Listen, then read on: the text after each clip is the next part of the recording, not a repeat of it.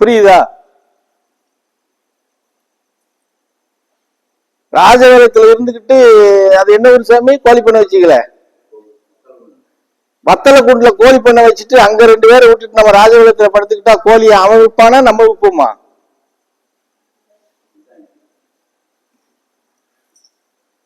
புரியுதா நான் சொல்றது? நம்ம மாசத்துக்கு ஒரு நாள் போனா அவன் கோழி கணக்கு கம்மியா தான் வரும். நாய் பிடிச்சிட்டு போயிருச்சு, கீரி புள்ள பிடிச்சிட்டு போயிருச்சு, நோய் 10 செத்து போச்சு, அவன் கணக்கு சொல்றதுக்கு தயாரா இருப்பான். நம்ம அதை கேட்டுட்டு தானே வரணும். புரிஞ்சதா நான் சொல்றது? அப்போ முதலீடு போடுறதுன்னா கூட எந்த இடத்துல போடணும், நம்ம பார்வையில் இருக்கணும். இப்போ இன்னைக்கு கணக்குக்கு எடுத்துக்கிட்டீங்கன்னா இன்னைக்கு பெரிய அளவுல பார்ட்னர்ஷிப்பா போறது இன்னைக்கு என்ன பிசினஸ் சாமி? தனபால் சொல்லு. இப்ப ட்ரெண்ட்ல பார்ட்னரா போட்டு போற பிசினஸ் என்னது சொல்லு?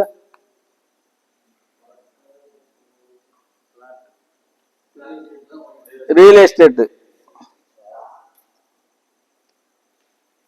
இந்த ரியல் எஸ்டேட்ல கூட நீங்க எப்படி போகணுங்கிறது உனக்கு தெரியுமா சாமி? 4 பேர் 5 பேர் சேர்ந்து பார்ட்னரா போடுறோம், 4 ஏக்கர் 5 ஏக்கர் போடுறோம்னு வச்சுக்கோங்க. அதுக்குள்ள நம்ம எப்படி நுழையணும், நாம எப்படி ஜெயிக்கணும் அப்படின்னு தெரியுமா?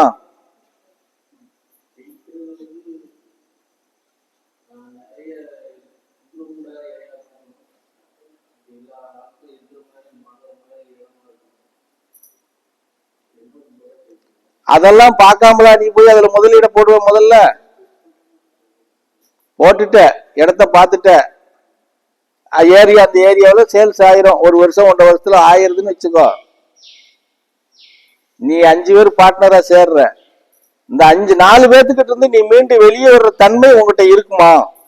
அதை நீ சரி பார்த்திருப்பியா? எனக்கு சொல்லு.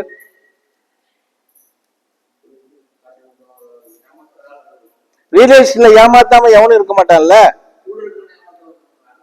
விளக்குறேன், நான் அங்கதான் வாரேன். ஆர்வ கோளாறுல போறீங்க, 4 பேர் சேர்ந்து 4 ஏக்கரா எடுக்கிறோம், கஷ்டப்பட்டு வந்துரும். இங்க உருட்டி அங்க உருட்டி அங்க உருட்டி 5 லட்சமோ 10 லட்சமோ அட்வான்ஸா போடுறீங்க. முதல் அடிக்கிறதுக்கு ஒரு ஓட்ட ஓடுறீங்க, அதை காட்டி வாங்குறதுக்கு கடன் வாங்குறீங்க. பிளாட் 3 ஏக்கர் வாங்கி போட்டோம், இவளுக்கு வித்துருவோம், எனக்கு 10 லட்சம் வேணும்னு கடன் வாங்குறீங்க. அந்த கடன் வாங்கி போடுற முதலீடுக்கு அந்த புடிதனம் யாருக்கு இருக்கும்?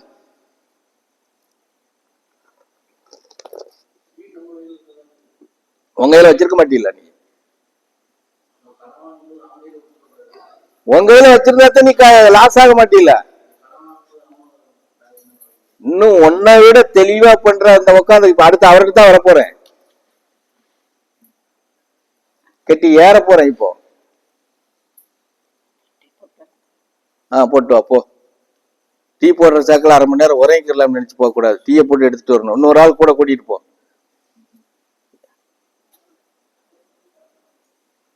போங்க ஒரு ஆள் கூட. நீ இப்பதான் நம்ம போயிட்டு வந்த, அப்புறம் போற போகாதவங்க போங்க.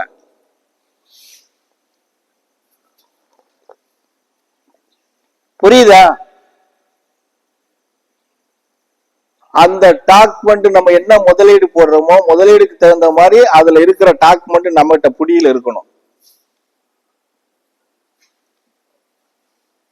நீ அவனை நம்ப கூடாது, அவன் உன்னையும் நம்ப கூடாது இந்த தொழிலை பொறுத்த அளவுல. ஆனா நீங்க அப்படி இருக்கீங்களா? அப்படி கூட்டிட்டு போய் 4 நாளைக்கு அப்படி சுத்திட்டு வந்துட்டா முழுசா அவனை நம்பி அவன் பேர்ல முதல்ல போட்டு உக்காந்துட்டு இருக்கீங்க. டாக்குமெண்ட் எல்லாம் அவன் கையில சிக்கி போகுது. புரியுதா நான் சொல்றது உங்களுக்கு? 10 பிளாட் உங்களுக்கு தெரியாமலே அவன் வித்துடுறான். அவன் போட்ட பணத்தை உங்களுக்கு முன்னாடி அவன் எடுத்துருவான். நீங்க என்ன வீட்டுக்கு பின்னாடி அவன் நிலம் வாங்கி போட்டிருக்கீங்க? விளையாட்டு போயிருக்கா போகலையான்னு தெரிஞ்சுக்கிறதுக்கு? இல்ல டெய்லி நம்ம ரிஜிஸ்ட்ரேஷன் ஆபீஸ்ல போய் செக் பண்ண முடியுமா? அப்படி பண்ண முடியுமா? மீதி அவன் பணத்தை எடுத்துட்டு கொண்டு மீதி என்ன பண்ணுவான்? 4 பிளாட் வித்தானா ஒரு பிளாட் அவங்கள்ட்ட கணக்குல காட்டுவான், மீதியெல்லாம் நிக்கிதியா அப்படின்னு சொல்லுவான். சரி இருக்குன்னு நினைச்சுக்கிட்டு நம்ம வருவோம். 30% 40% அழுக்கு அவன் எடுத்துட்டு போயிடுவான். 60% இருக்கு இல்லையா, 60%ல தான் நீ 4 பேரும் பகிரணும். இங்க எங்க ஏமாறுறோம்னா அங்கதான் ஏமாறுறோம்.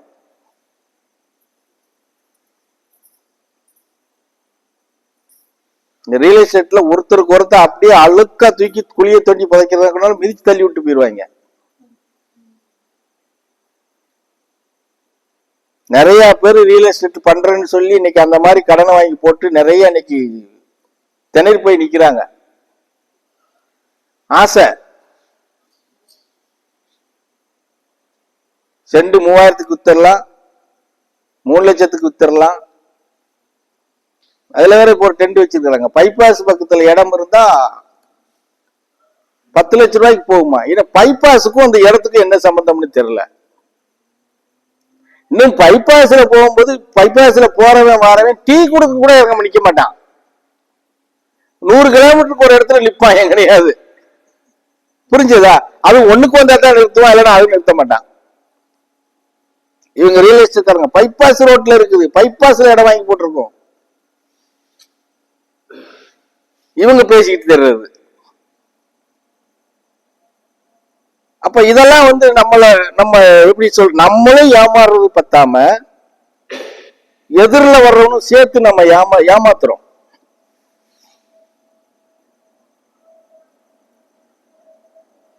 எவனோ ஒருத்தன் கோடிசில சம்பாரிச்சிருப்பான், சம்பாரிச்சவன் கடைசியில் அதவன் சாப்பிடுவானெல்லாம் சொல்ல முடியாது. சில்லுத்தூர் கிருஷ்ணன் கோயில் கிட்ட எத்தனை ஏக்கரா சாமி?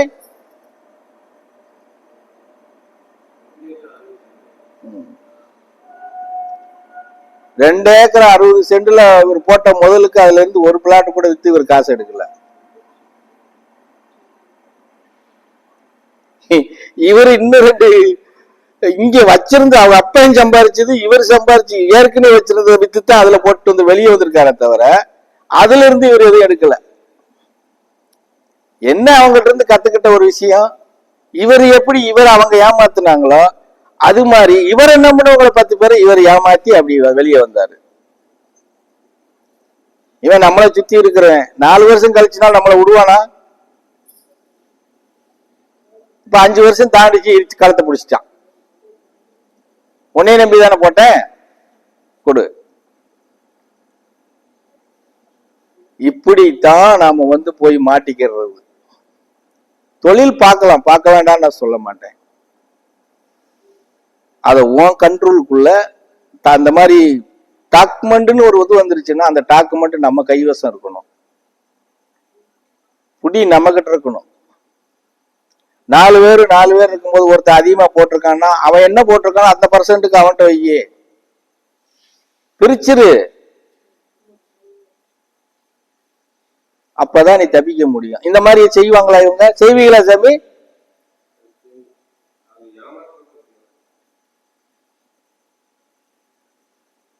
தெரியலாம். வண்டியில இடம் பார்க்க போறோம் அப்படியே காலையில எந்திக்க வேண்டியது. அது இவங்கள மாதிரி ஆளுகள்லாம் 1000 ரூபாய் கூட போய் சம்பாரிச்சுக்கிற மாட்டாங்க, அந்த டெய்லி சுத்துறது இல்ல.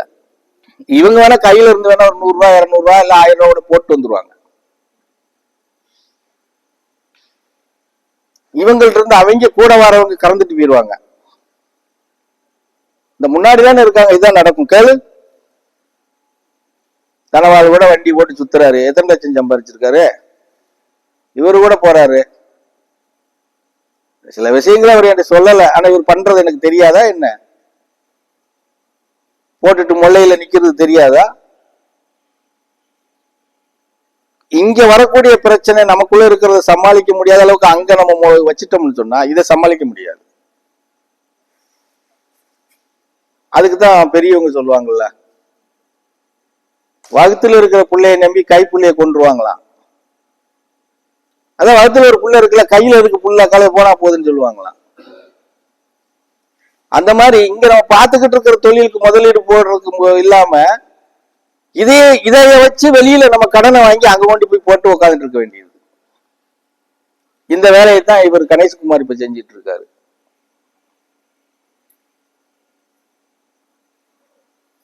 அது போட்ட உடனே நமக்கு உடனே வந்துருமா? அப்ப இங்கேயும் நம்ம சரிவரையாக எடுத்துட்டு போக முடியாது, அங்கேயும் கொண்டுட்டு போக முடியாது. இதை நம்பி தானே சுத்தி வாங்கியிருக்கோம். அது வருதா வரலையாங்கிறது ரெண்டாவது பிரச்சனை இல்லை. அப்ப இங்க வெளியில பதில் சொல்லணும்.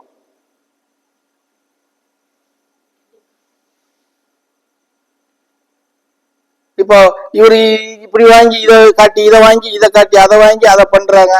அதுல இருந்து ஒரு 4 பிளாட் வித்துருச்சு, ஏதோ ஒரு கமிஷன் வரும்னா அது பெருந்தனமையா கொண்டு போய் வீட்டுல கொடுத்து காட்டிடுவாங்க. வீட்டுக்கார அம்மா ஒரு 2 லட்சம் 3 லட்சம் லாபத்தை வாங்கிருச்சுன்னா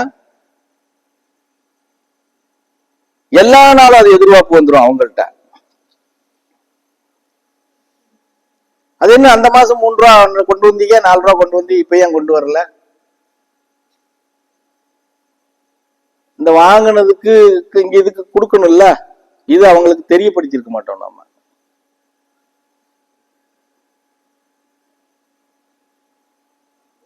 தெரியப்படுத்திருக்க மாட்டோம். அப்ப அவங்க பாரு வர்றதை மாத்திரம் தானே பார்ப்பாங்க, பிரச்சனை அவங்களுக்கு கண்ணுக்கு தெரியாது. பிரச்சனை நம்ம கொண்டுட்டே போறது கிடையாது இல்லையா? அதனாலதான் வீட்டுக்குள்ள வந்து நமக்கு பிரச்சனை வந்து தீராத பிரச்சனையா இருக்கிறது காரணம்.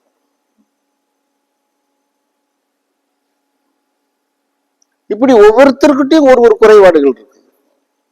தனபால்கிட்ட ஒண்ணு இருக்குன்னா இப்ப கணேஷ்குமார்கிட்ட ஒண்ணு இருக்கு, இப்படி ஒவ்வொருத்தர் அய்யனார்கிட்ட ஒண்ணு இருக்கு, விஜயசாமிகிட்ட ஒண்ணு இருக்கு. புரியுதா? இப்படி கோவிந்தராஜ் இப்படி பட்டு மூக்கு உடைஞ்சு முகர உடைஞ்சு பட்டு தொழிஞ்சதுக்கு அப்புறம் தான் ஐயா அப்பா லொல்ல கண்ணான்னு சொல்லி உட்காரணும். இப்ப கோவிந்தராஜ் உட்கார்ந்த மாதிரி என்னைக்கு உட்காடுறோமோ அன்னைக்கு தான் அந்த ஆட்டம் எல்லாம் நிற்கும்.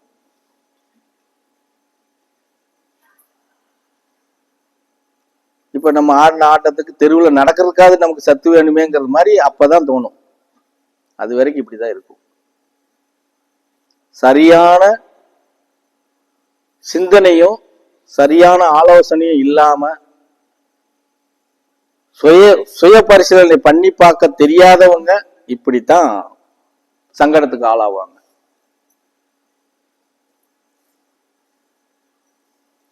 இதுக்கு இறைவன் மேல நம்ம காரணம் சொல்லி என்னத்தை வந்து நம்ம செய்ய முடியும்?